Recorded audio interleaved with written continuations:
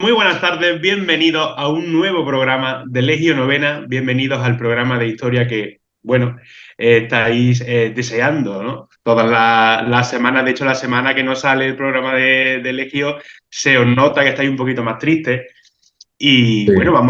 vamos a combatir esa tristeza porque llega, ya se acerca la Navidad, ¿no? Y hay que ser felices no solo juntándose con la familia, sino juntándose también todos juntos, familiares, amigos, lo que queráis, en torno a una televisión con YouTube, a un móvil que tenga Spotify, que tenga iVoox, para poder escuchar los programas de Legio, ¿no? Y hoy venimos con otro que también es, como siempre digo que es muy interesante, pero es que me lo parece de verdad y además este me parece bastante chulo.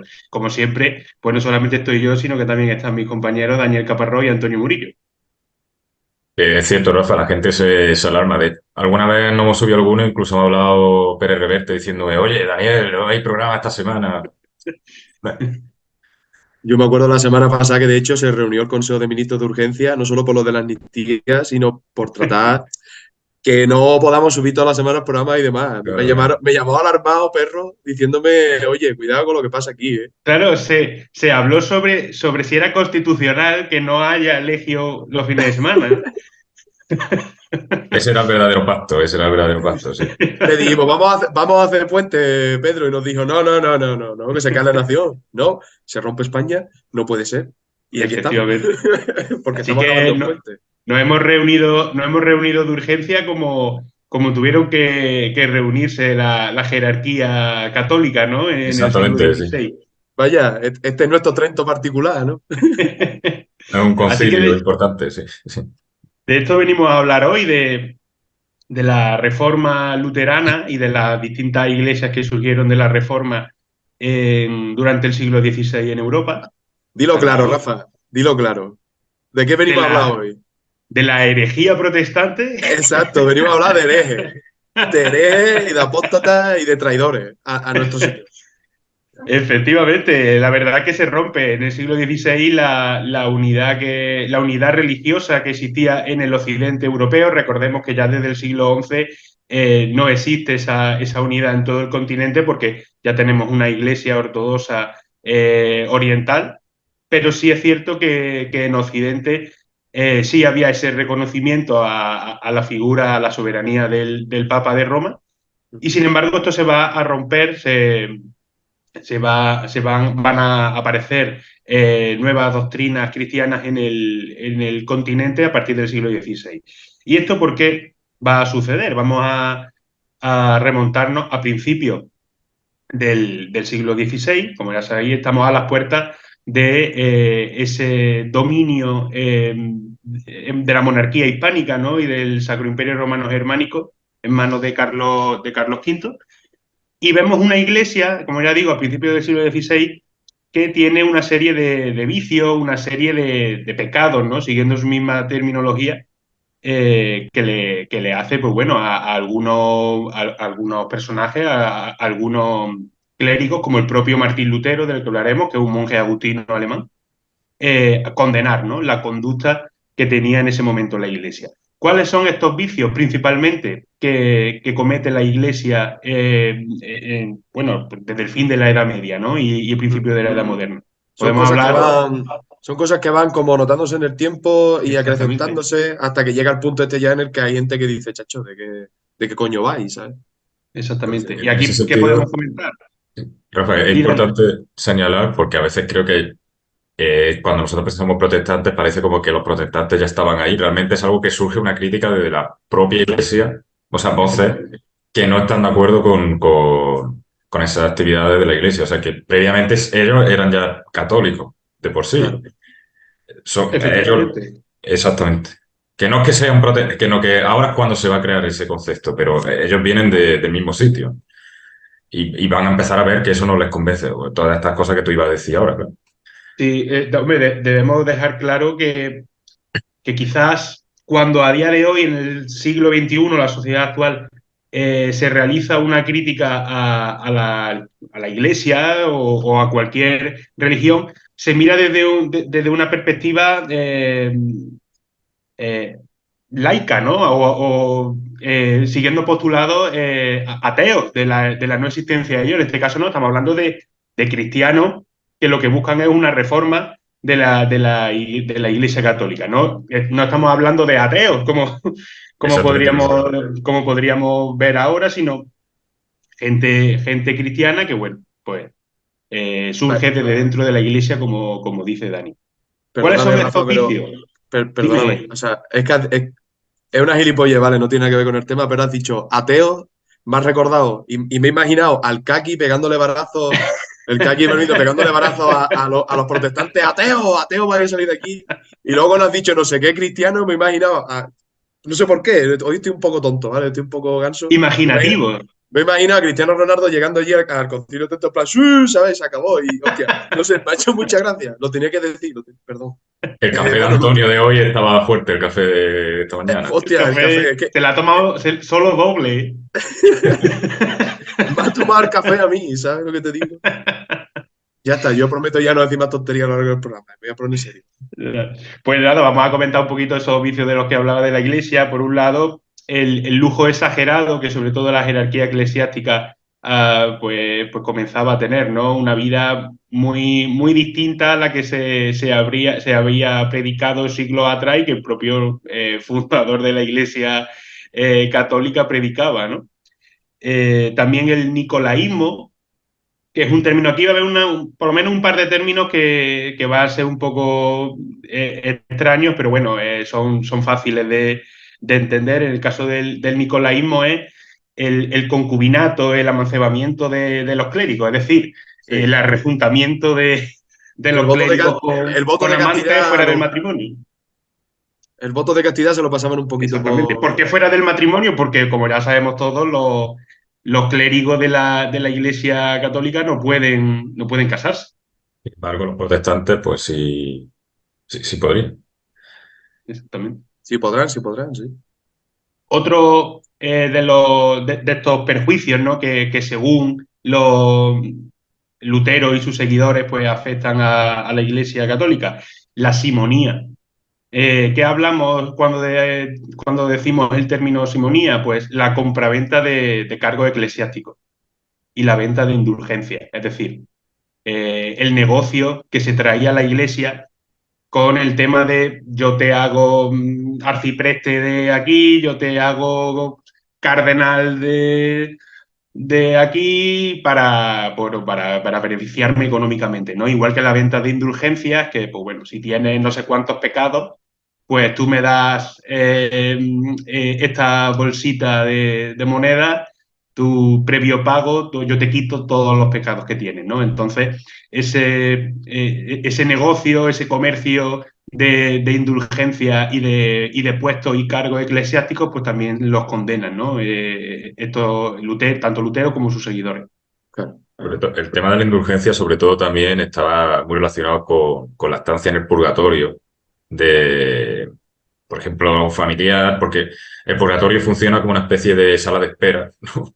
Sí, Sí, Hacia el paraíso. Entonces, si te quita años ahí, pues mejor, ¿no? Porque es un poco aburrido, imagino, el purgatorio, no hay mucho que hacer. Y entonces, pues, era también una forma de evitarse años ahí, un poco de quitar esa espera bueno, es que es un concepto interesante, además, mm, porque claro, es que ellos van a ver que realmente como tal, a ti te salva la fe, ¿no? No tanto los actos de tu vida de buen cristiano, sino que tu propia fe ya es un símbolo de salvación para el creyente. Entonces ven un timo y ven una aberración que tengas que estar pagando por algo que ya te pertenece de alguna forma. claro. De hecho, Lutero hay una cosa que lo que le rayaba un montón. Yo, Lutero era una persona moderna y se rayaba también como nosotros, claro.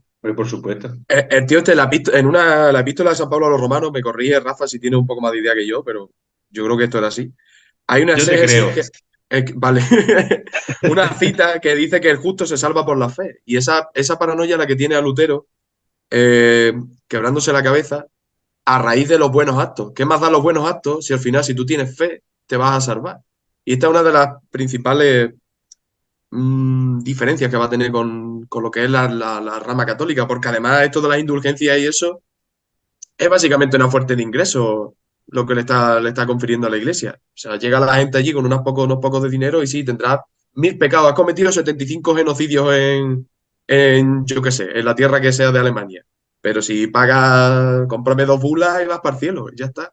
Sí, Que sí. tenemos que pensar que, evidentemente, para la conmovisión de ese momento sería lo normal para nosotros, pero si nosotros pensamos fríamente con nuestra cabeza, están pagando o sea, están dando dinero para un papel que dice que sí, sí, se te Sí, perdona. sí. Incluso Lutero lo vería como, oye, bueno, Lutero y otros Exactamente. muchos, ¿no? Porque que O sea, tenemos la imagen, pero supongo que sería algo más o menos no sé hasta qué punto generalizado, pero habría voces en contra de esto más allá de sí, sí, de Lutero. hecho, no sé si lo iba a decir, si lo diría Rafa luego o lo que sea, pero no es justo cuando clava las tesis. Cuando clava las tesis, Lutero ya está, es que está hasta las narices. Antes ya, en el quinto concilio de Letrán, ya se empiezan a plantear cosas. Y empiezan a salir todo lo que estaba comentando Rafa de todos los problemas estos que tienen contra la Iglesia Católica y demás. Sí, efectivamente. Y también vemos como Lutero inicia un poco la separación que tiene con la Iglesia desde un viaje a Roma que realiza en el año 1510. Y ahí es cuando se da un poco cuenta también de lo que hemos estado hablando, ¿no? De todos estos lujos de la Iglesia y de todos estos excesos, ¿no? que comete la jerarquía eclesiástica. Pues siguiendo un poco con todos estos postulados bueno, que digamos que define Lutero a través de lo que él piensa y de su pensamiento en contra de la Iglesia, va a realizar sus famosas 95 tesis, que en el año 1517 va a colocar en la puerta de una iglesia de Wittenberg, una ciudad de Sajonia. A partir de este momento es cuando empieza la difusión del pensamiento luterano, que esto es muy importante saber que va a tener una gran difusión en ese momento porque coincide también con el gran desarrollo que tiene la imprenta en ese momento. Entonces, todos los documentos que redacta tanto Lutero como ya digo, como sus seguidores, van a tener mucha difusión por eso, porque ya llegamos a un momento en el que la imprenta consigue que todas estas ideas, todos estos pensamientos puedan llegar a todos los rincones de Europa. Entonces, es muy importante también tener en cuenta eso. Y luego, ¿cuáles son los pilares de esta reforma luterana? El primero de ellos y uno de los más importantes ya lo habéis dicho vosotros y ha quedado claro, que es la salvación por la fe. Los cristianos católicos eh, sostienen que la fe es importante, evidentemente, pero que uno se gana la salvación por sus actos, ¿no? A lo largo de la vida, sus buenos actos son los que le aseguran la salvación. Sin embargo, eh, lo- la reforma luterana defiende que únicamente a través de la fe es como uno llega a salvarse. La sola fide, que es el concepto de ese principio doctrinal, que es solo por la fe Dios salva, ¿no? Sería, claro. Sí, efectivamente. Pero luego ¿Qué meten otras otro? cositas, ¿no, Rafa? Eso. ¿Qué? Perdón, que ibas a decir lo que te iba a recordar yo que tenías que decir. Que ahora que metían otras cositas aparte Sí, de sí, Hombre, eso. claro, claro, claro. por supuesto, no se quedaron solamente en eso. Eliminan, ya no solo niegan la soberanía del Papa, que es una cosa que, bueno, pues se puede entender, ¿no? Si al final va a estar en contra del Papa, va a negar su primacía en la Iglesia, ¿no? Sino que también niega la mediación de un sacerdote entre el creyente y Dios, ¿no? Eh, digamos que buscan la lectura y la interpretación personal e individual de la Biblia, de cada uno, sin la mediación de un sacerdote, ¿no? Tú puedes hablar con Dios, tú puedes interpretar la Biblia a tu manera, individualmente, sin que haya, bueno, sacerdote de por medio. No hay sacerdote en el luteranismo, lo que hay es pastores que que guían la oración. Y bueno, también otras cositas, niegan el culto a la Virgen, niegan el culto a los santos, el culto a Sí. las imágenes también, que van a denominarlo por idolatría, ¿no? Y Los también se van a magusteros, reducir los 7 sacramentos católicos a dos, exactamente. el bautismo y la Bautismo comunión. y la comunión, eso. Digamos que hay cambios tanto en la doctrina como en el culto, como en la propia jerarquía. O sea, son las tres cosas que se cambian. La jerarquía es lo que dice el Papa y la propia jerarquía eclesiástica. En el culto, un poco todo eso, lo que has dicho, el tema de son los propios fieles, los templos son más austeros, También creo que hay abolición de órdenes religiosas, los pastores pueden tener matrimonio y bueno, lo de la Virgen y los santos, que eso es algo importante tener en cuenta también, porque a lo mejor, bueno, es un cambio bastante, digamos que cambia bastante con respecto a la visión católica, pero sobre todo es como que le da más protagonismo o participa más el propio fiel, es que puede organizarse tanto su culto como bueno, Sí, su destino. así tenemos, por ejemplo, la cantidad de frikis que salen en Estados Unidos con su Biblia en la mano, creyendo que Dios va a hacer no sé qué y les va a tirar un rayo porque no sé cuánto y las mierdas que interpretan, ¿sabes? Porque Sí, la sí, libre sí. interpretación también conlleva eso luego muchas Claro, veces, que está bien, es pero que coño, y yo lo relaciono mucho con eso que ha dicho Antonio, con esto ya luego podemos debatirlo, el tema de toda la mentalidad liberal, burguesa, capitalista van a hacer de estos cambios tendentes a la individualidad. Para mí el protestantismo va muy unido luego con esa burguesía urbana y todo eso. y es que el propio Max Weber lo decía, de hecho lo tengo yo de cita en el tema. Lo decía que el calvinismo, el luteranismo, todo esto son los padres del espíritu capitalista. Porque al final lo que pretenden es como que determinan que el lujo y la ostentación y el tener una riqueza tal o cual es reflejo de la gracia divina que tú tienes, ¿sabes? O algo así. No es Sí, sí. tanto como, no tanto como el catolicismo, que sí es más de, en teoría, ¿no? O sea, luego la jerarquía pues como es, pero en teoría es más de ayuda al prójimo, compartir, dos Comunidad, hermanos, unidad, tal, todos juntos, comunidad. No, esto es mucho más individualista. exactamente. El individuo, su propia fe y su propia forma de hacer la fe. Exactamente. Yo entiendo la crítica a lo católico en cuanto a que una jerarquía abusiva, evidentemente, pero Sí, sí. tiene esa colectividad, ¿no? Que no tiene el protestantismo, claro. Claro que aquí no vamos a hacer, bueno, por lo menos yo no, ¿eh? No, el que quiera que la haga, que yo estoy muy de acuerdo. Yo no vamos a hacer aquí una defensa de la Iglesia Católica, ni mucho menos. Pero hombre, Pero de la esta protestante, menos todavía. gentuza, por culpa de esta gente existen países como Holanda, ¿sabes? Claro, claro. Por ejemplo, entonces, pues claro, esto hay que odiarlo mucho. Esto es Inglaterra 2, para que lo tengáis claro. Entonces ya Sí, sí. podemos Bueno, seguir. y vamos a hablar, ahora después cuando hablemos un poquito de los calvinistas, vamos a enfatizar un poco en eso que has dicho, Antonio, porque se basan precisamente en eso, ¿no?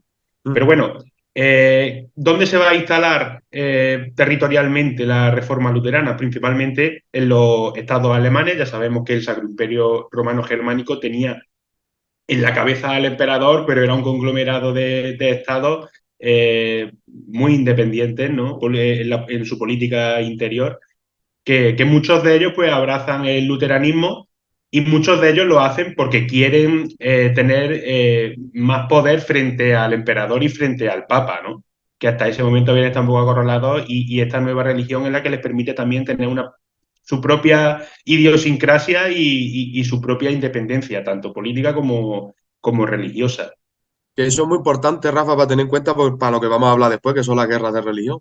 Porque de hecho, si no llega a ser en un momento en el que estamos, principios del siglo XVI, que el afianzamiento del poder real es ya una cosa notable y los reyes ya son emperadores en su territorio Sí. y son los pequeños poderes ya se están viendo atenazados por este gran poder que surge. El luteranismo y el protestantismo les viene de lujo en lo político y por eso se agarran a ello y por eso triunfa. Porque hay poderes políticos que se agarran a él, que da gusto, para formar la que forman que luego veremos, las guerras de religión del siglo XVI.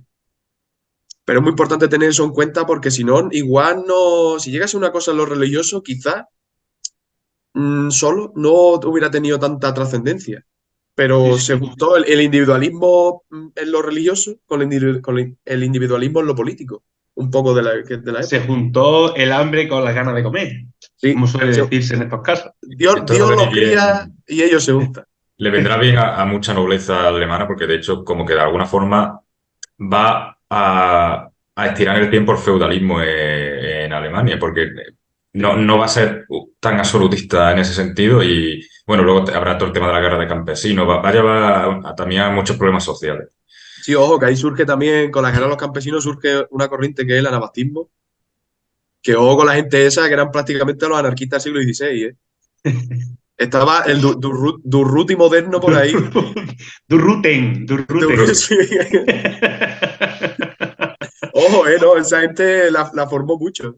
Y Sí, que hay que cuando, entender que aunque hablemos de la guerra de las religiones, realmente esto empieza como una guerra civil, vamos a decir, en Alemania, que luego ya se expande a Europa, ¿no? Pero sí, sí, sí. primero se están dando de palo ahí.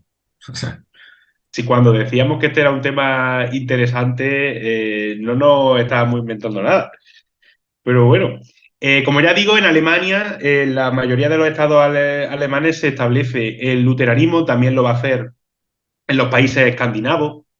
Y en otros países de Europa van a existir otra iglesias nacidas de la Reforma, otras iglesias protestantes que ahora, un poquito más adelante, diremos por qué se llaman protestantes los seguidores de la Reforma, ¿no? ¿Cuáles son estas iglesias que van a surgir también de la Reforma?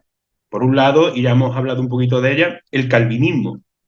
El calvinismo que se inicia en Suiza a través de Juan Calvino, que de ahí recibe el nombre. Quizás van a ser más sus seguidores los que difundan los postulados calvinistas, pero bueno, como Calvino sí era un teólogo de gran importancia, pues adopta el nombre de calvinismo, ¿no? ¿Y por dónde se va a difundir esta nueva religión? Por países como Escocia, donde van a surgir los presbiterianos, con John Knox a la cabeza, Inglaterra, donde se van a llamar puritanos, o Francia, donde se van a llamar hugonotes. Van a tener mucha importancia todos ellos durante el siglo XVI. ¿Y cuál es la característica principal, entre otras muchas, que tiene el calvinismo? Pues lo que comentábamos de la predestinación, que cuando tú has nacido, ya Dios sabe sobre tu futuro y ya tú hagas lo que Claro. hagas, estás predestinado o a salvarte o O a a la quemarte condenación. eternamente en el infierno. Y lo que decía, en base a lo que decía Antonio, digamos, que de las mayores pistas o una de las mayores señales de que estás predestinado a salvarte es que te vaya bien en los negocios. Entonces, pues bueno, vemos un poco también como esa base, ¿no? Como decía Antonio, de el futuro, lo que en el futuro sería el capitalismo.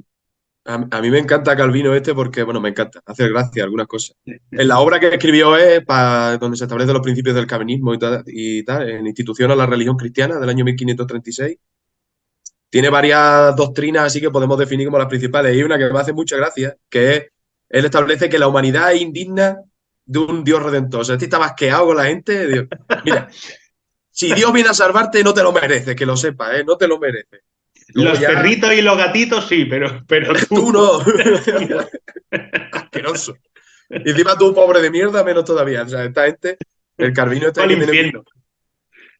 Y luego los nombres que se ponen la gente que los sigue, o sea, Hugonote, pero ¿dónde va? ¿Dónde va con ese nombre? Hugonote, pero Así, ¿qué? Pero, así como no vas a perder la guerra. claro, coño, si es que así, si es que. Y encima tus líderes son borbones, o sea, ahora lo vamos a ver, si es que es buenísimo. Ahora lo vamos a ver. Es que vamos, vaya tela. Y Es que luego, de Calvino no hay nada más que decir, ¿no? En verdad, sí, total. sí, básicamente apuntar lo que hemos dicho y luego terminar con otra religión, que esto ya es, vamos, yo creo que es el culmen de la cara dura y de la sinvergonzonería es inventarte una religión porque te quieres divorciar de tu esposa, ¿no? Y es lo que pasó en Inglaterra con probablemente pues, uno de los tres reyes más famosos, ¿no?, de la historia de Inglaterra, probablemente el que más, que es Enrique VIII, ¿no? Enrique VIII, que tuvo 6 mujeres. Tuvo 6 mujeres a lo largo de su vida, y la primera de ellas, Catalina de Aragón, que era hija de los reyes católicos, pues quería divorciarse de ella. Quería divorciarse de ella porque el hombre estaba enamorado de otra mujer, Ana Bolena, también un personaje muy famoso que, como ya sabéis, y como nos lo muestra Netflix, era negra. Y, y bueno, Eso, por lo que sea, por lo que sea. por lo que sea, ella. era de color negro. Y bueno, es que esto es tremendo. En Cancelado, el, cancelado, fuera, se acabó el programa. Hala, en el, FBI.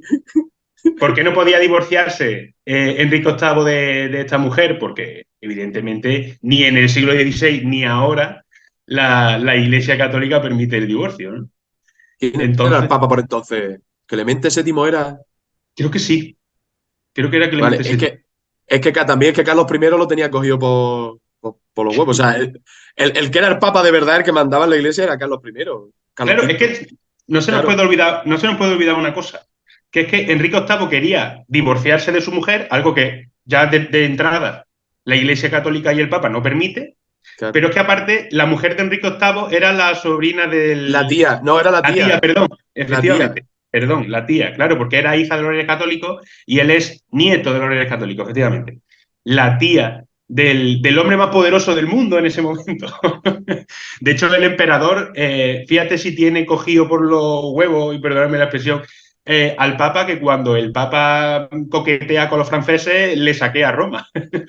Claro, Y ahí está. lo, y lo, y, bueno, y lo retiene preso al Papa.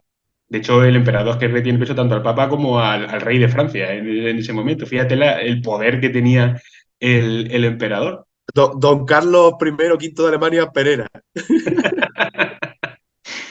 Entonces, Enrique VIII, que, bueno, trata evidentemente durante un tiempo que el Papa pues, le dé esa dispensa para que pueda divorciarse de Catalina de Aragón. Él alega que Catalina de Aragón había sido la esposa de su hermano, del que fue antes de él el heredero a la corona de Inglaterra, y que habían consumado el matrimonio. Entonces, pues por el hecho de haber consumado el matrimonio, Dios le estaba castigando, y con no tener un hijo varón, bueno, cosas así, ¿no? Y Catalina de Aragón decía que no, que ella no había consumado el matrimonio con su anterior esposo, tal, que al final Enrique VIII se harta y decide separarse de la Iglesia Católica para poder casarse con Ana Bolena. Y lo va a hacer a través del Acta de Supremacía del año 1534, por el que Inglaterra rompe con Roma y el monarca se constituye como jefe, como cabeza de la Iglesia de Inglaterra. Entonces, de este momento eh, se instaura el anglicanismo, que es como se conoce la religión inglesa, que es una religión básicamente católica. Lo que Nada, pasa sí. que...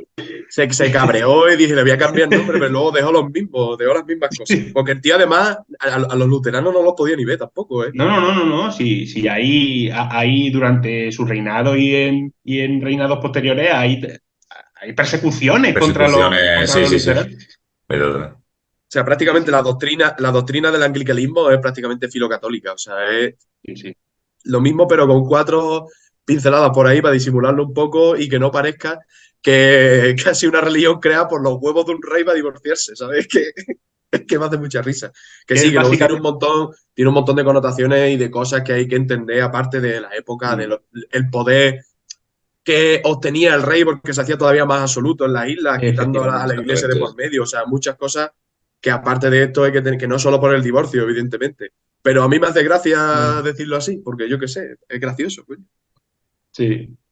A partir de ese momento, la historia del anglicanismo en Inglaterra no es lineal, porque una de las sucesoras de Enrique VIII, su hija María, era católica y trató de volver a establecer el catolicismo como la religión oficial de Inglaterra. Ah, esta es la que llaman siempre Bloody Mary, ¿no? María Bloody la Mary, Santísima. efectivamente. ¿No? Exacto. Como Luego si su, sí, eso, ¿cómo se llama? Isabel, ¿no? Se llamaba. luego su hermana Isabel vuelve a instaurar el anglicanismo, pero es que Sí. todavía en el siglo XVII Inglaterra va a tener un rey católico como es Jacobo II ya en 1685, o sea, ya a finales del siglo XVII. Que Bloody luego, Mary es María I. Bloody Mary. efectivamente, Bloody Mary es María I, y Estaba diciendo que Son Jacobo Jacobo. II es el último rey católico que va a ser depuesto en 1688 por la tan sonada y Sí, con la tanto gloriosa, bombo ¿no? que tienen ellos de la Revolución Gloriosa de 1688, Exactamente, ¿no? sí. Sí, sí, Entonces, sí. hasta ese momento hay esa pugna, hay esa lucha religiosa en Inglaterra entre anglicanos, católicos y luteranos. Luteranos. Y bueno, en este caso, más que luteranos, calvinistas, ¿no? Porque Calvinistas, sí, eso. los puritanos ingleses seguían las doctrinas calvinistas, ¿no? No son los puritanos estos los que se meten en el barco, se van a Estados Unidos y, Creo que y los sí. que no son o sea, de la peor calaña de Inglaterra son los que fundan Yanquilandia. Son estos del sombrerito y la hebilla esa gorda, ¿no? Lo que sale en los Simpsons Sí, sí. totalmente. No, no, o sea, no te puedo confirmar, pero me suena bastante. A Me ver, por suena esto no nos bastante. echéis culpa, que nosotros que de Estados Unidos sabemos cuatro cosas, porque tampoco hay mucho Sí, más que saber, para eso tiene 100 años de historia nada más, ¿sabes? Pero exactamente. que Además, yo que soy más de contemporánea, sí, pero vosotros, es que no, Estados Unidos no tiene nada más que contemporánea. sí, No tiene. básicamente, claro, si es siglo XIX, Claro, finales 18 para arriba, así que ya ves tú, Ane. exactamente. Bueno, total. Y terminado este primer bloque en el que hemos hablado un poco de esas iglesias que surgen de la Reforma, vamos a hablar de la reacción católica, ¿no? Que evidentemente Hombre, no se quedó de brazos cruzados. Vamos a empezar, si queréis, hablando un poco de cómo trata el emperador Carlos V bueno, de... antes, un momento así un poco también, joder, todo esto también, aparte de en el plano militar, se intentó contrarrestar con la contrarreforma, evidentemente, ¿no? Sí, El claro, por Concilio de supuesto. Trento y tal, aunque bueno, sí que es verdad que es un poco posterior, porque es entre 1545 y 1563, las guerras del León empiezan antes, sobre todo en los estados alemanes. Mm. Pero bueno, es importante porque la iglesia aquí se va a intentar reorganizar. No es que le hagan caso a los protestantes en ningún momento, ni de coña. O sea, dicen, sí, sí, lo que queráis lo tomamos por culo, pero la iglesia va a seguir de esta manera. Y es verdad que intentan reorganizar la iglesia de alguna manera en la que se convierta también como una especie de, no de espía, ¿no? Pero sí que intentan tener más al día los registros de las iglesias, vigilar más la fe de los creyentes, también ofrecer porque un problema de los que tenía era de que, ¿cómo decirlo? Los obispos no estaban en las diócesis y el bajo clero no estaba del todo formado, entonces los creyentes tampoco adquirían una religiosidad decente, ¿no? Por decirlo de alguna manera. Entonces se Sí. instauran los seminarios, se impone a los obispos que estén en sus diócesis Es más, y cositas. Bueno, luego se reafirman la validez de los siete sacramentos. ¿Son siete o nueve? Sí, que 7. investigo. sí. Son siete. De eso, de los siete. El valor de las buenas obras también de cara a la salvación, como decía antes Rafa, bueno, que se reafirman varias cositas. Sobre Y todo se refuerza la ortodoxia, digamos, en la sí, liturgia, en los textos sagrados, el tema de veneración de vírgenes santos, de ahí que va a surgir la toda la romería, imaginería, ¿no? Claro. Que es muy conocemos como... importante por eso también, porque en contraposición a lo que los protestantes están defendiendo, o sea, una especie de una religión mucho más, Cera. ¿cómo decirlo? Austera, Austera. exactamente, es la palabra. Aquí todo lo contrario, más vivida, mucho más sentida y mucho más folclórica. Así que como, pues como es la Semana Santa en Andalucía, Sí, por de hecho, ejemplo. Bueno, o en España en el general. barroco es el arte al servicio de De la la contrarreforma. contrarreforma. Lo es, lo es. Exactamente. Y por eso es la edad de oro de la imaginería en madera polícroma. ¿Y Y se rechaza dónde van a tener los mejores mucho, talleres? Pues en España. aparte de esa labor, digamos, porque eso es para llegar al fiel de una forma directa, ¿no? Y también, pues, sobre todo rechazo planteamiento humanista y una vuelta como a la escolástica más fuerte, ¿no? O sea, Claro, es una vuelta a la idea del románico, de las portadas del románico presentándote el Apocalipsis para que a partir de las imágenes para un público que es analfabeto, intentar educarlo y encauzarlo en el buen camino. Que, bueno, el buen camino, en el camino que la iglesia quiere. Sí. se ¿No? crea la Básicamente. Compañía de Jesús también, ¿no? En esto, a Sí, partir de este en momento, todo eso. 1534. Los jesuitas, que es importante decir que dependen directamente del Papa, ¿no? Entonces, también es importante tener esa compañía, esa orden monástica tan cercana al Papa.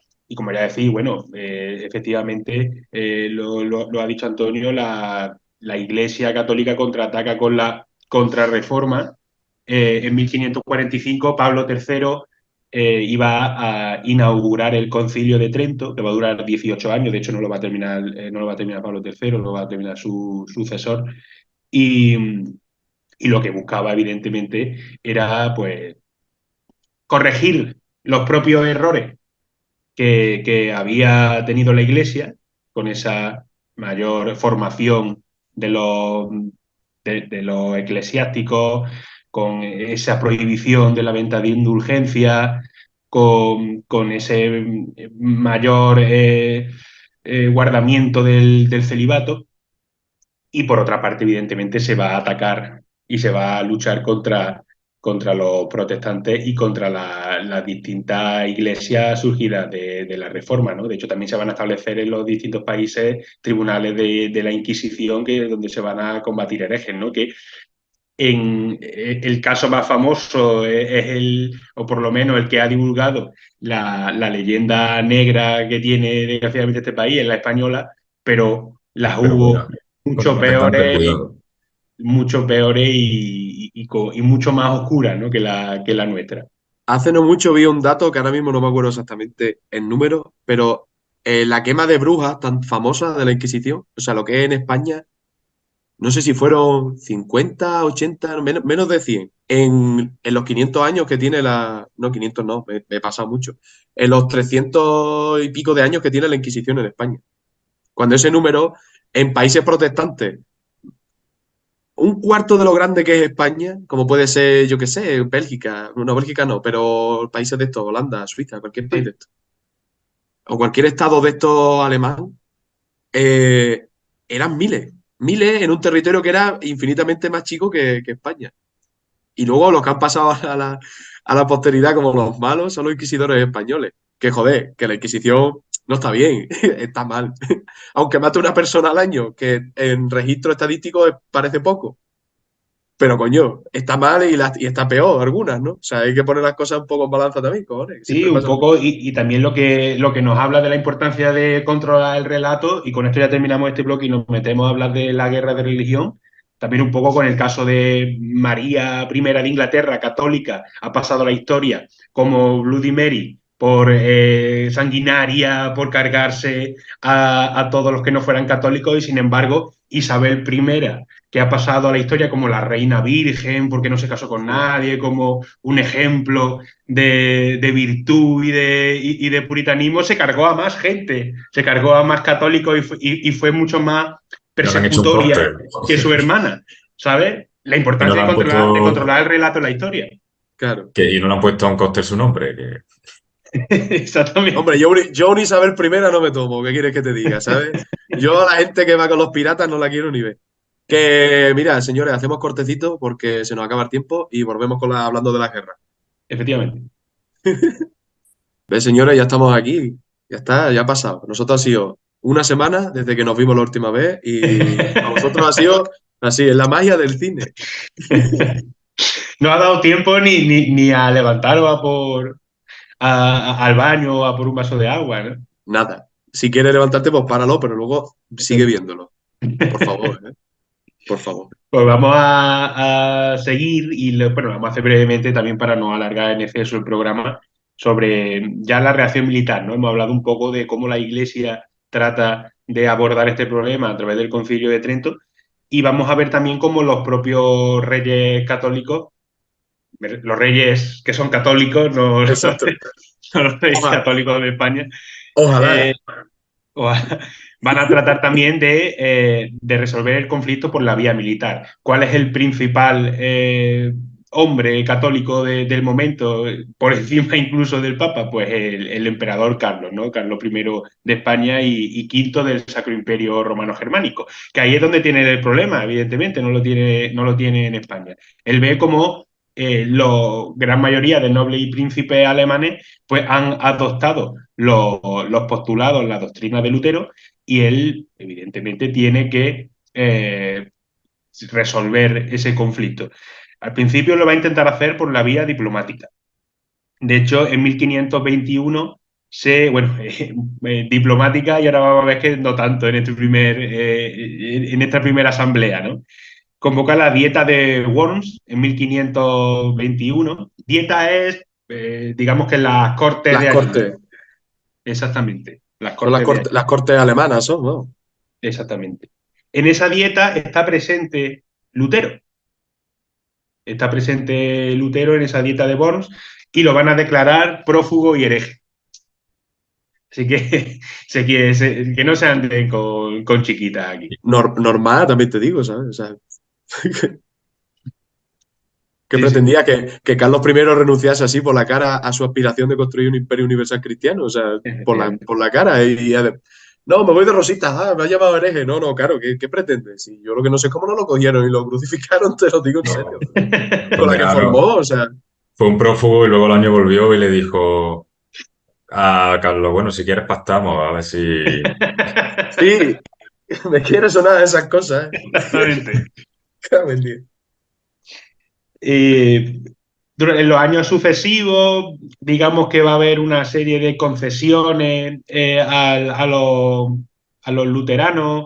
Se va a poner en suspenso al principio lo promulgado en la dieta de Worms, pero en 1529 se va a convocar otra dieta en la ciudad de Espira y aquí ya se va tajantemente a condenar la doctrina luterana y esto va a provocar la protesta airada de los nobles y príncipes alemanes, lo que va a hacer que se ganen el apelativo de protestantes, porque protestaron la decisión del emperador en Espira en el año 1529. También la dieta de Augsburgo tampoco llegan a ningún acuerdo. Y después de eso, en el 1531, se van a juntar y se va a formar lo que se conoce como las ligas Malcaldas, que me hace mucha gracia. Porque Sí, suena. mm, A mí no sé por qué me suena como muy pomposo, tío. La liga es Malcalda. Parece los malos de un juego de Pokémon, ¿sabes? Roger tiene un nombre. efectivamente, te iba a decir que ahí me suena a Pokémon. Es que es así, la liga es Malcalda, ¿sabes? El Pokémon es Malcalda. Sí, sí, es que sí, sí, sí. El rubí, el zafiro y el esmalcalda. Es que. Sí, sí. Efectivamente, como no se llega, como cabía esperar, a un acuerdo diplomático entre el emperador y los príncipes alemanes, al final el conflicto deriva a lo militar. En 1531, como ha dicho Antonio, se crea la Liga de Malcalda y el emperador la va a combatir militarmente, ¿no? La va a derrotar en la batalla de Mühlberg en 1547. Pero dilo otra vez, por favor. Muy en Mühlberg. alemán, pues. Buen alemán, Rafael, buen Yo es que alemán. me preparo los programas. Yo me debo a mi No, si, audiencia. si tú te crees que yo tengo aquí, está en blanco, ¿sabes?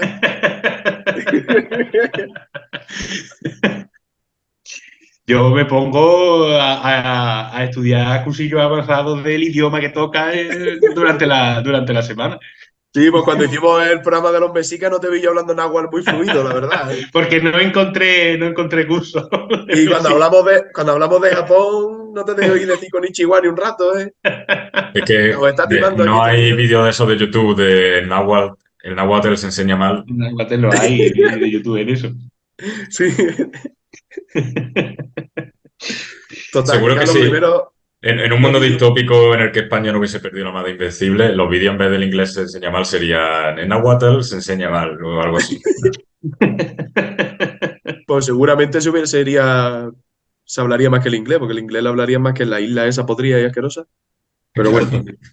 Total, que Carlos primero, Que lo don derrota en señor Carlos, Milberg. le Lo mete un derrota en el palizón. año 1547, pero no se acaba el conflicto allí, sino que ¿cuándo lo va a hacer Antonio? Pues en 1555, porque con la paz de Augsburgo, que al final no le queda más remedio que reconocer los derechos de la igualdad entre los católicos y los protestantes, porque el puñetero Enrique II de Francia se tiene que meter por medio.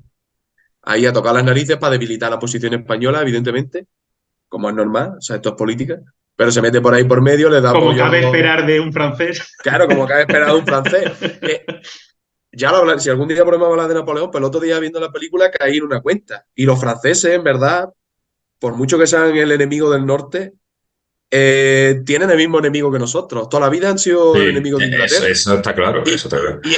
y, y siempre hemos sido tontos en vez de juntarnos. La única vez que nos juntamos le dimos bien, que fue cuando se les independizaron las colonias.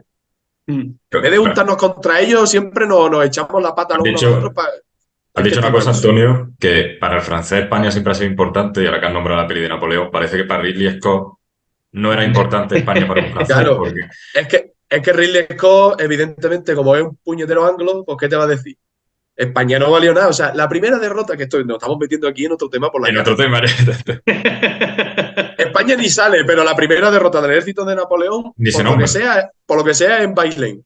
Pero eso ni sale, eso no pasa nada. Pero bueno, seguimos. Total, que al final la paz de Augsburgo pues sanciona la igualdad entre católicos y protestantes. Sí, y establece un término que es latín, ¿no? Que también se habla mucho de él, que es el de cuius regio, eius religio.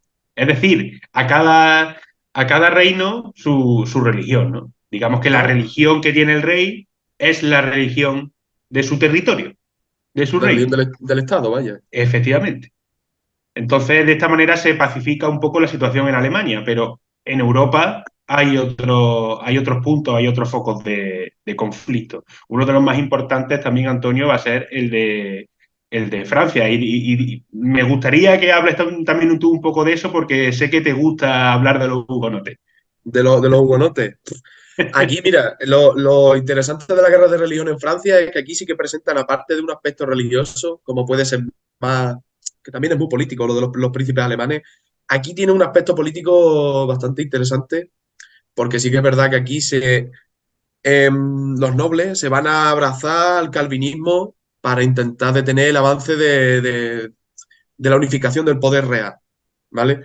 Y de la llegada del absolutismo, como veremos que será luego los Borbones.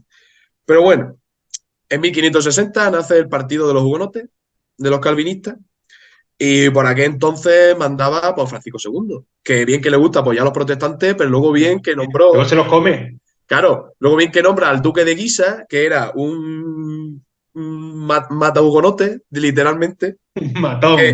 que sí, sí, era un matón. Este tío implementó unas políticas de represión de la leche contra los hugonotes que incluso los líderes del partido hugonote, que van a ser los Borbones, Antonio y Luis, y el almirante Coligny, que me suena fatal, Coligny, pero bueno, yo qué sé, nombre francés, dieron un golpe de estado fallido que en el 62, en 1562, que va a ser conocido como la Conjuración de Amboise.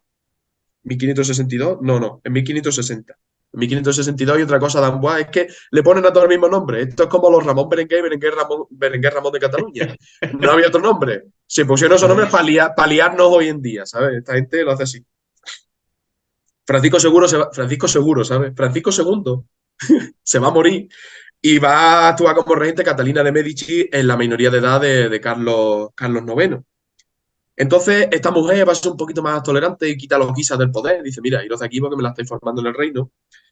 Y va a establecer lo que se conoce como el Edicto de Amboise, este sí, de 1562, que sí concede a los protestantes libertad de culto, extramuros de las ciudades y reuniones privadas en el interior de las ciudades. Pero va a ocurrir una cosa que se llama el incidente de Versailles, que es que estaba por allí el duque de Guisa, allí con su cosa de duque, yo qué sé, allí tranquilamente, Haciendo cosas de duque. haciendo cosas de duque, yo qué sé, lo que estaría haciendo el duque de Guisa, y los hugonotes pasaron por allí y dijeron, no sé qué, el duque de Guisa, y empezaron a pegarle pedras, y este sacó la escopeta y empezó a pegar tiros, ¿vale? Y se cargó unos pocos. Entonces, después de esto dije, mira, el duque de Guisa dijo, ya no puedo más. Dio un golpe de estado, se formó un triunvirato y los hugonotes, al ver a este tío en el poder, que los odiaba, pues se levantaron en armas y ahí empieza un poco ya lo que es la guerra de religión en Francia. Catalina de Medici, pues cuando Carlos IX tiene ya la mayoría de edad, pues llega al trono y lejos de solucionar un poco, va a ser al revés, porque la violencia se va a extremar más y van a intervenir potencias extranjeras. Como no, ingleses y alemanes del lado de los protestantes y don Felipe II Nadal Parera del lado católico. Del lado del bien. Claro, claro. Manda huevos, o sea, es que Coño, ayudaron a los franceses. Además es que estas guerras de religión están muy bien porque tienen muchos giritos, las de Francia están muy chulas. Sí, Bueno, sí. en 1563 paran las hostilidades con otro nuevo edicto de Amboise que establece libertad de culto para los protestantes, excepto en París. Y además la entrada en el Consejo Real, ¿sabes qué me pasa? Joder, habla con palabras, por favor. En la entrada en el Consejo Real del almirante Coligny, que era uno de los principales líderes del movimiento hugonote. Pero da igual, porque 10 años después, en 1572, se va a reanudar el conflicto porque después de un episodio que se conoce como la matanza de la noche de San Bartolomé, que empezaron ahí a pasar a cuchillo a gente y claro, pues dicen, bueno, vamos a tener que rebelarnos otro poquito. A Carlos IX le sucede Enrique III de Anjou, que era su hermano, y se ve obligado en 1576 a firmar el edicto de Beaulieu. Yo no pronuncio tan bien como Rafa, lo siento, Beaulieu. No sé cómo se Volvió. dice eso, pero bueno, este edicto vuelve a imponer la libertad de culto en todo el reino, excepto en París, y los católicos se vuelven a China y dicen, mira, chacho, otra vez nos tenemos que levantar contra esto, y constituyen un partido que será el origen de la futura Liga Católica. Ojo con esto. Bajo la dirección de Enrique de Guisa, que yo no sé si será el hijo del duque de Guisa de antes, o su primo, o el que heredó el cargo. Pero bueno, también era de la familia de los Guisa, que se ve que son los principales enemigos de los hugonotes en Francia. Mm. Entonces, como se vuelven a levantar los católicos, hay un nuevo edicto, el edicto de Poitiers, que es casualidad que se llame el edicto de Poitiers, que pone fin momentáneo al conflicto, revocando las medidas que le daban libertad de culto a los hugonotes. Y aquí viene el girito curioso y gracioso de toda la historia de la esta que a mí me encanta. Como he dicho antes, los Borbones eran líderes de los hugonotes y de los protestantes. Enrique III, que era el hermano de Carlos IX, se va a morir sin descendencia. ¿Y quién sube al trono? ¿Enrique de Navarra o Enrique de Borbón? Ay, que a mí me gusta imaginármelo como Juan Carlos de Borbón. No sé por qué me hace mucha más gracia esta historia. Si me lo Sí, imagino, es un problema porque sube al trono francés, su- que es un país católico, un protestante. sube al trono un hugonote. Y este tío se va a enfrentar a la Liga Católica cuando accede al trono. Pero lo gracioso es que una vez ya accediendo al trono y entronizado como Enrique IV, el tío va a decir, protestante, que os den por culo. Jura del calvinismo, abraza el catolicismo y con la célebre frase que me hace gracia. Y me gusta imaginarme mucho esta frase como si la diera Juan Carlos I así repanchingado en un sillón. En plan, Sofía, París bien vale una misa, ¿sabes? Pues algo así. El Sí, tío sí. con todas sus narices dijo, París bien vale una misa. Y en 5 añitos más que duraron los conflictos y eso, en 1598 con el edicto de Nantes, que sancionaba la igualdad entre hugonotes y católicos, terminaban las guerras de religión, por lo menos entre hugonotes y católicos, en Francia. Sí. De hecho, el tío es Y, inteligente ahí, ¿no, Antonio? Porque hombre, y tanto. él sabía que manteniéndose protestante, no solo iban a seguir las luchas de religión en su reino, sino que también tenía el peligro de que Felipe II lo destronara. Porque Exactamente. Felipe II no, seguramente no iba a permitir por mucho tiempo que este hombre se mantuviera protestante en el trono francés, ¿no? Entonces, yo creo que es una decisión inteligente que él toma de decir, mira, París bien vale una misa, como se le atribuye esa frase, y decir, me convierto al catolicismo Claro. y aquí no ha pasado nada, ¿no? Aquí paz y Y que después gloria. encima, es que encima consigue sancionar la igualdad entre hugonotes y católicos. Sí, Haciendo esa sí, acción que parece es que es masónico máximo esto que hace. O sea, sí, sí, sí, yo soy, totalmente. soy protestante, llego al trono, no, ahora soy católico. Ya me tengo a los católicos de mi lado, ya haga lo que haga, lo ha hecho un católico. Sí. Si el rey, Un, sí, sí, el sí, rey, Antonio. el rey que se ha convertido al catolicismo, por terminar con esto, decide que debe haber igualdad de culto entre hugonotes y católicos, pues bien será. Y al final, mira, termina todo, pues eso, pues lo que debe ser, ¿no? Que cada uno piense y crea lo que quiera. Y bueno, dentro de las líneas, ¿no? Que permite el siglo XVI y principios del siglo XVII. Pero Ujú. que, joder, qué listo Luego, sí, fue Enrique de Navarra o de Borbón. sí, sí. Luego, sin embargo, en el siglo siguiente, en el XVII, Luis XIV va a revocar ese edicto y va a volver a establecer la religión católica como la única posible, la única oficial de Francia, ¿no? Pero Ahí siendo se una. vuelve- pero ahí se vuelven a pegar de palo con los No, hugonotes. ahí simplemente date cuenta que Luis XIV quería llegar a tener, de hecho lo consigue, el poder absoluto, ¿no? Claro. Como el ejemplo paradigmático de rey Sí, absoluto, ¿no? Y él consideraba que para tener esa unidad política también tenía que tener en su La reino religiosa. la unidad religiosa. una unidad religiosa, claro. Es básico para el concepto de absolutismo, claro. Sí, Sí, sí. evidentemente. O sea, no puedes tener fragmentación en ningún caso, porque si no, ¿qué leche? No puedes ser el rey de los hugonotes si eres católico. Pues Mm. tienes que convertirlos en católicos porque tú no te vas a ser de dos religiones, claro. Y ya para terminar, porque no queremos tampoco dejar de nombrar estos dos casos, aunque lo vamos a hacer brevemente, la lucha también contra los protestantes tanto en las provincias de los Países Bajos como en Inglaterra. En los Países Bajos ya sabemos que en la segunda mitad del siglo XVI pues va a estallar una rebelión de las provincias del norte de los Países Bajos contra el Imperio Español, contra Felipe II, porque en esta provincia, como ya hemos dicho anteriormente, ha calado fuertemente la doctrina calvinista y comienza una guerra larga, la guerra de los 80 años, como se conoce en la historiografía, que evidentemente no tuvieron los 80 años en guerra, hubo tregua, hubo Sí. momentos de mayor tensión, que Felipe II va a tratar de reimponer su autoridad en estas provincias. Ya sabemos que va a mandar a gobernadores tan famosos, ¿no? Como el duque de Alba, que todavía allí tiene, en la cultura popular El hombre holandesa del tiene saco, exactamente, es el hombre del saco allí. También a su hermanastro Juan de Austria lo va a mandar un grande, un grande. posteriormente. Ya está. Un grande. Pero Juan al de final Austria Juan de Austria es el que reprime la revuelta de la las Alpujarra, Alpujarras, sin más. efectivamente. Y poco después lo mandaría a los Países Bajos, ¿no? No, no termina uno que lo manda a otra, ¿sabes? Madre mía. Al final el conflicto, como ya sabéis, pues se enquistó de tal manera que no se resuelve hasta la paz de Westfalia en 1648, cuando ya se establece definitivamente la independencia de estas provincias del norte.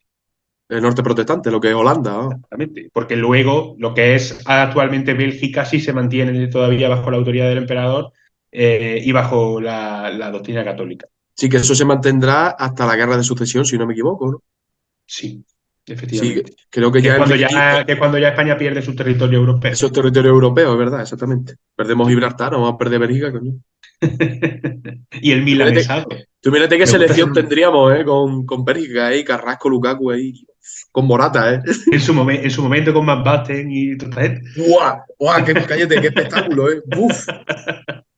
¡Qué Y espectáculo! Bueno, luego pero vamos. ya, por último, solamente nombrarlo porque también hicimos un programa sobre eso, ¿no? La fallida invasión de Inglaterra de 1588 por la grande y felicísima Armada, Que ya se hizo uno que, con la contraarmada con la inglesa, contraarmada, que fue aún efectivamente. peor, Exactamente. más denigrante y más vergonzosa que la nuestra. Pero bueno, de eso no sé. Es, Hombre, la nuestra no es que fuera vergonzosa, es que encallaron los barcos Claro, como. Y no pero la pudieron, de no ellos pudieron sí. ni siquiera. Si por lo que sea algún barquito podía haber recogido a Alejandro Farnesio y tiran ya para las islas, el mundo sería otra cosa.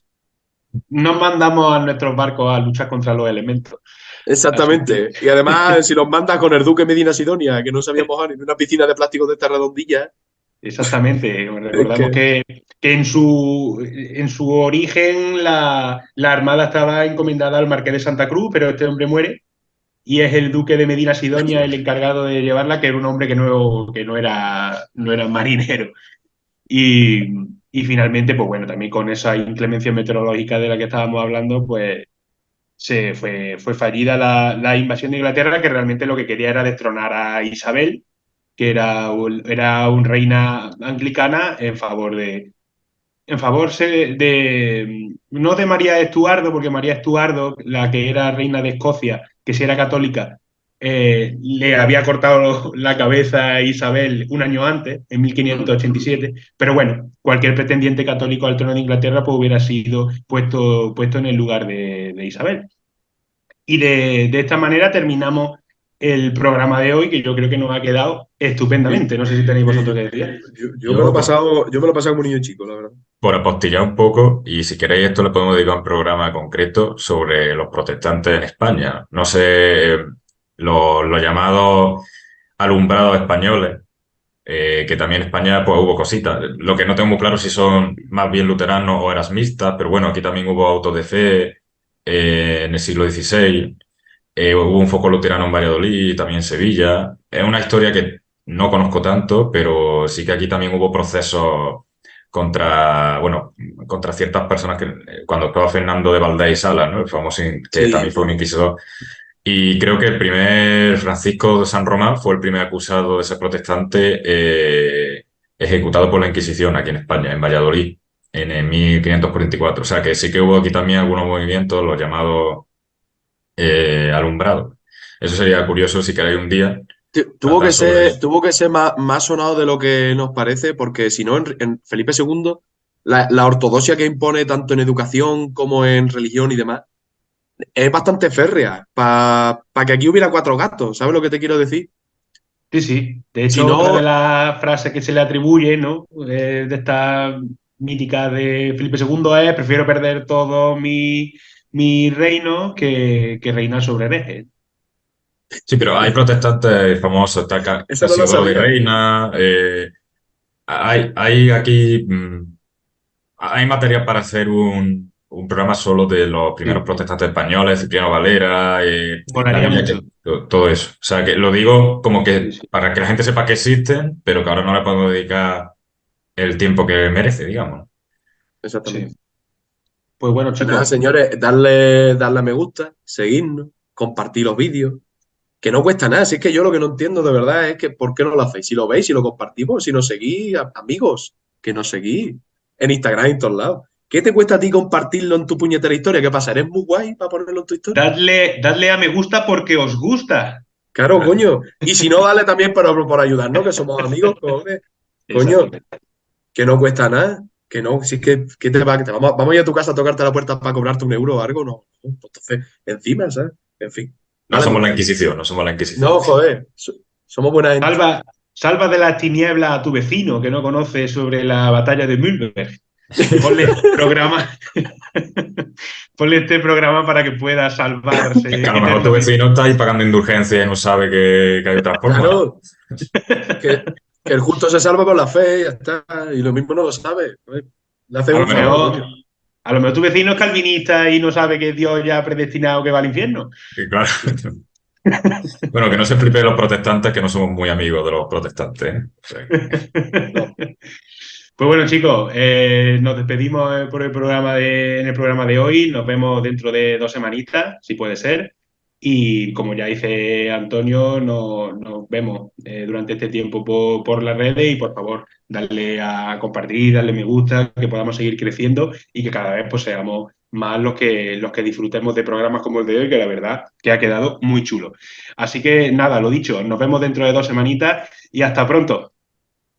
hasta luego.